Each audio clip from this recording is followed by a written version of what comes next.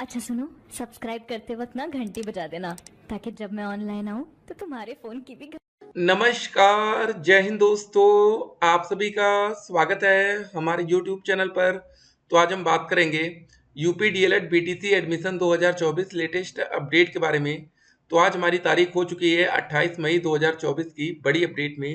सबसे पहले आप लोग के कमेंट्स को हम इस वीडियो में देखने वाले हैं। जी हाँ, काफ़ी ज़्यादा बच्चों के कमेंट्स हैं यहाँ पर, ठीक है। और देखिए न्यूज़पेपर के माध्यम से क्या अपडेट्स आ रही है, उन सभी अपडेट्स को भी हम इस वीडियो में कवर करेंगे। और जो भी आपके डाउट्स हैं ए टू जेड, देखिए डाउट आपका क्लियर होना बहुत ज़रूरी होता है, नहीं तो मैक्सिमम बच्चे यहाँ पर धोखा खाते हैं। आप लोग का 10-10 हज़ार रुपये डूब जाता है और वो पैसा कभी आपको रिफंड नहीं आता। कभी आपका 5,000 वाला तो बहुत ज़्यादा बच्चों का पैसा डूबता है, ठीक है ना। तो सब कुछ हम इस वीडियो में देखने वाले हैं। देखिए छोटी छोटी बातें, अब आप कुछ नया करने वाले हैं। देखिए बीए बीएससी बीटेक, ठीक है, हाई स्कूल इंटर, ये एक अलग कोर्स था। लेकिन जब आप लोग डीएलएड के लाइन में आते हैं तो एक बिल्कुल ये अलग कोर्स है, जहाँ पर आपको मेरिट के आधार पर एडमिशन दे दिया जाता है। तो सबसे पहले दोस्तों आप लोग का कमेंट्स हम देखेंगे। सर क्या बिहार के स्टूडेंट यूपी से डीएलएड कर सकते हैं, कोई प्रॉब्लम? जी हाँ, देखिए एक बात आपको बताना चाहेंगे। देखिए हर एक जिल मतलब राज्य में अपना डीएलएड होता है। तो बिहार के बच्चे बिहार में भी डीएलएड होता है। पहला सवाल यही रहेगा उनके लिए भी कि आप लोग वहां से डीएलएड क्यों नहीं कर रहे हैं, ठीक है। अब अगला देखिए क्वेश्चन। सर मेरा नंबर 61 इंटर में आ रहा है और 49 ग्रेजुएशन में 53 है, क्या ये सब एडमिशन हो जाएगा, बता दीजिए। जी हाँ, बिल्कुल हो जाएगा। ग्रेजुएशन में आपके 50% होने चाहिए अगर आप जनरल कैटेगरी से आते हैं। बाकी आरक्षित वर्ग में है तो 45% में काम हो जाएगा, ठीक है ना। बस ये ध्यान रखना है, यहाँ पर लिखा है 49 जी मतलब ग्रेजुएशन में हो सकता है, तो ध्यान दीजिएगा। अगला सवाल यहाँ पर देखिए। सर मेरा नंबर 147 है टोटल, तो मुझे प्राइवेट कॉलेज मिलेगा? अगर 10,000 एडवांस पेमेंट कर दिया तो बाद में 31,000 देना होगा या पूरा 41,000? देखिए पहले एक बात समझ लीजिए, ठीक है। सबसे पहले आप लोग को 5,000 रुपये की पेमेंट करनी पड़ती है। वो कब करनी पड़ती है वो हम आपको बताते हैं। जब दोस्तों आप लोग ऑनलाइन आवेदन की प्रक्रिया कंप्लीट कर लेंगे तो उसके बाद दोस्तों आप लोग की रैंक आती है, स्टेट रैंक जारी की जाती है कि आपकी रैंक है कितनी, ठीक है।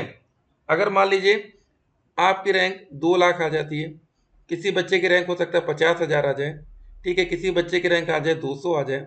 तो सबके लिए यहाँ पर अलग अलग स्लॉटिंग दिया जाता है। देखिए सबसे पहले यहाँ पर जो रैंक आपको मिलती है 1 से लेकर 20,000 तक।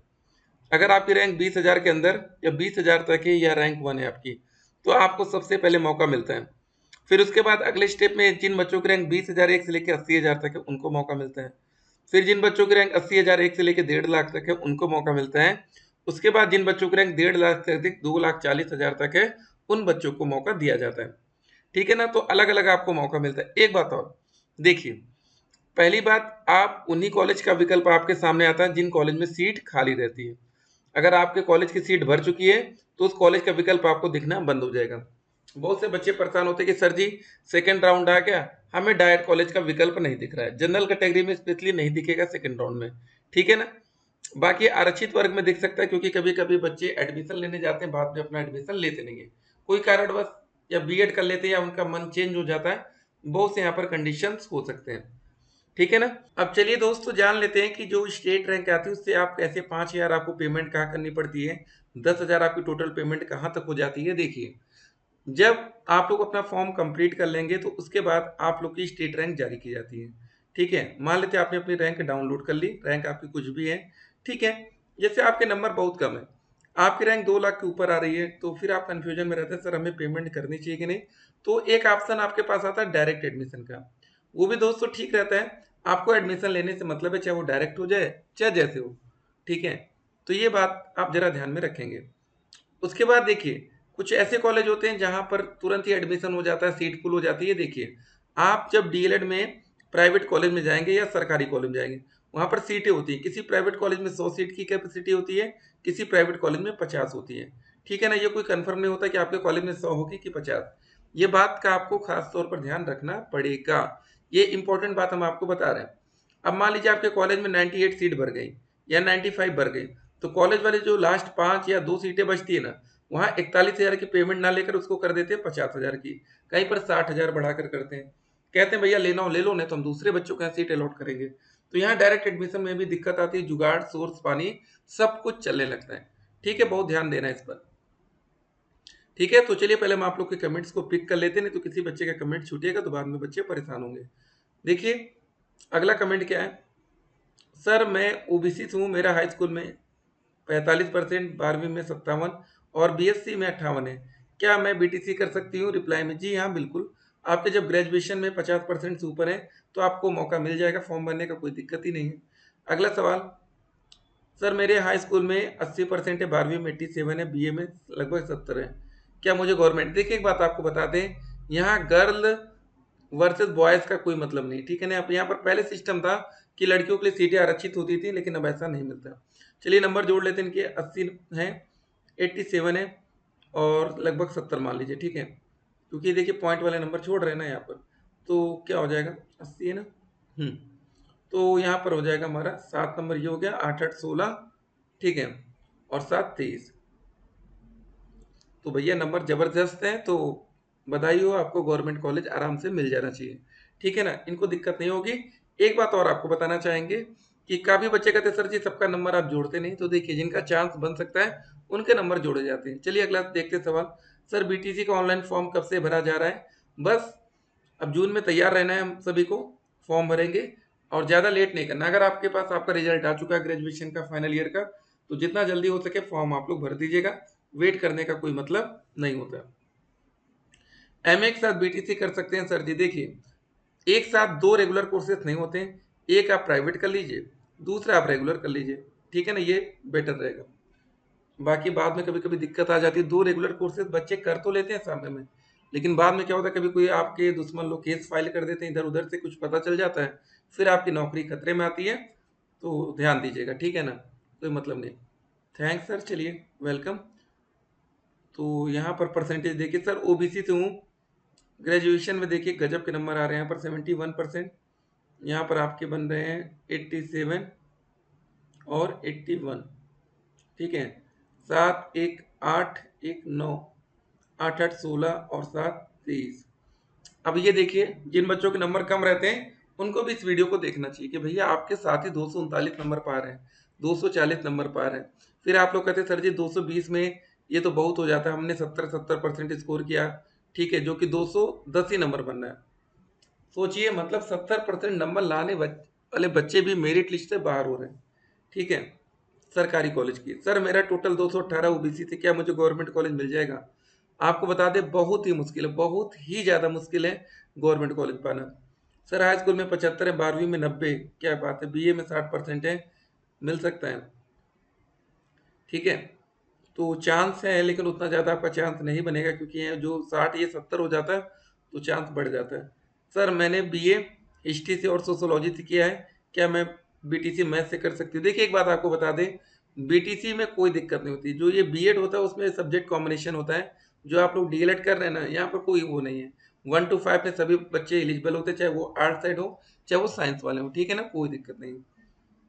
Sir wait for your reply please.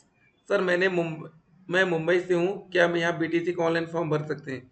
एक बात आपको बताना चाहेंगे, उत्तर प्रदेश के बच्चे देश के कोने कोने में, ठीक है, हर जगह रहते हैं, पढ़ाई करते हैं, लेकिन आप मुंबई से, उससे मैटर नहीं करता, लेकिन अगर आपके पास उत्तर प्रदेश का निवास प्रमाण पत्र है और आप मुंबई में रह के पढ़ाई करते हैं तो आप फॉर्म भर सकते हैं, लेकिन अगर आपका यूपी से कोई, ठीक है, कोई मतलब नाता वाता नहीं, दूर रहते हैं, तो फिर आप दिक्कत नहीं। अभी उसका हम आपको नोटिफिकेशन भी दिखाएंगे इसी वीडियो में, ठीक है। सर बीटीसी के सब्जेक्ट जैसे मैथ का क्या डिफिकल्ट पेपर आता है? देखिए जो आप लोग का सिलेबस होता है वो 1 से लेके 8 तक, इससे ऊपर क्लास की मैथ आपको देखने को बीटीसी में नहीं मिलेगी, ठीक है, 1 to 8 इससे ऊपर आप नहीं जाएंगे। तो जिन बच्चों को लगता है कि हम 1 से लेके 8 तक की मैथ को सॉल्व कर सकते हैं, वही बच्चे बीटीसी में एडमिशन लीजिएगा, ठीक है। तो एक और मैसेज आता है, आप ऐसे ही डेली अपडेट्स दिया करिए सर, बिल्कुल देंगे, ठीक है। अगर आप लोग अभी तक हमारे यूट्यूब चैनल पर हैं तो चैनल को पहले सब्सक्राइब कर लीजिएगा, जिससे आने वाली वीडियो की नोटिफिकेशन आप तक पहुंचे। वीडियो को शेयर भी करना है और लाइक करना तो भैया हर एक बच्चा भूलता है, ठीक है ना। थैंक यू सर, चलिए वेलकम। सर मेरा रिजल्ट नहीं आया अभी। देखिए एक बात आपको बता दें, फॉर्म भरने से पहले या आप जिस दिन आवेदन करने जा रहे हैं, ठीक है ना, उस दिन तक अगर आपका फॉर्म आ जाता है तो कोई दिक्कत नहीं होगी। सर पेपर कब तक होगा? ये डीएलएड एग्जाम की बात कर रहे हैं बच्चे, पेपर अब आपका जुलाई में जाएगा इन बच्चों का, ठीक है ना। सर आपने रजिस्ट्रेशन डेट नहीं बताया इसमें भी, तो रजिस्ट्रेशन डेट हमने क्लियर कर दिया आपको कि हमारा ऑनलाइन आवेदन की प्रक्रिया जून में शुरू होगी। ठीक है, लास्ट ईयर 2 जून से शुरू हो गई थी। देखिए अब ये काम इतना तेज होगा कि आप लोग को पता भी नहीं चलेगा, इसीलिए रोज अपडेट पर ध्यान दीजिए।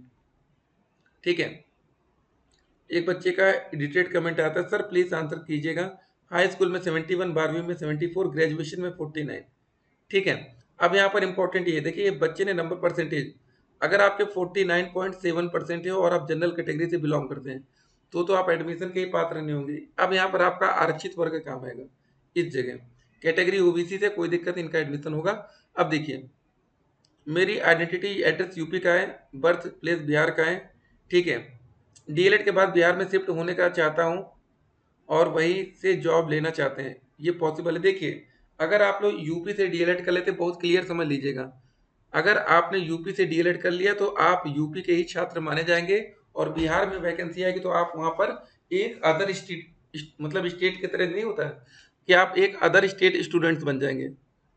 ठीक है ना, अदर स्टेट के स्टूडेंट बनेंगे, उस तरह ही आपको ट्रीट किया जाएगा। अदर स्टेट में क्या होती है, आजकल सीट्स बहुत कम रहती हैं, तो इसका ध्यान रखिएगा आप।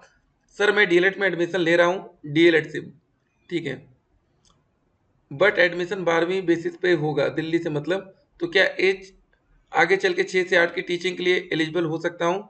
ठीक है, अब देखिए दोस्तों, हर जगह का अलग मैटर होता है। जैसे आप यूपी डीएलएड में आते हैं तो यहाँ पर ग्रेजुएशन बेस होता है, यहाँ पर आपकी 6 से 8 में टीचिंग भी लगती है। ठीक है ना, तो आप लोग सोच समझ के एडमिशन लीजिएगा, आप इधर उधर मत भागिए कि हम कहीं से भी कर लें।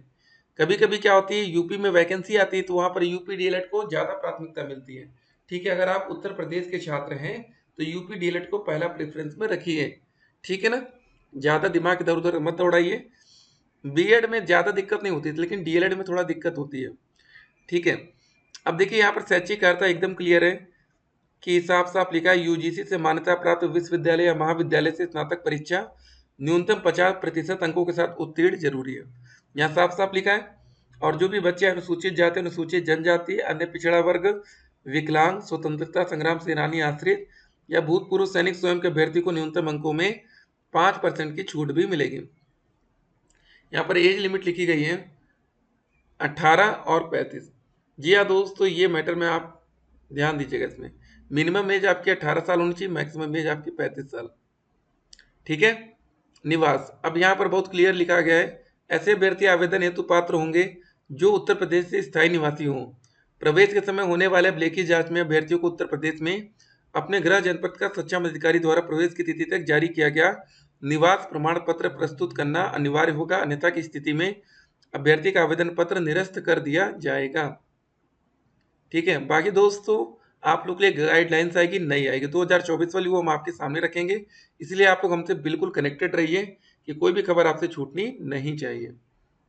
फिर उसके बाद आप अपनी फीस पेमेंट करेंगे, जो भी मैटर रहेगा। ठीक है ना, और उसके बाद रजिस्ट्रेशन पार्ट 2 में आपका हाई स्कूल इंटर ये सब जाएगा।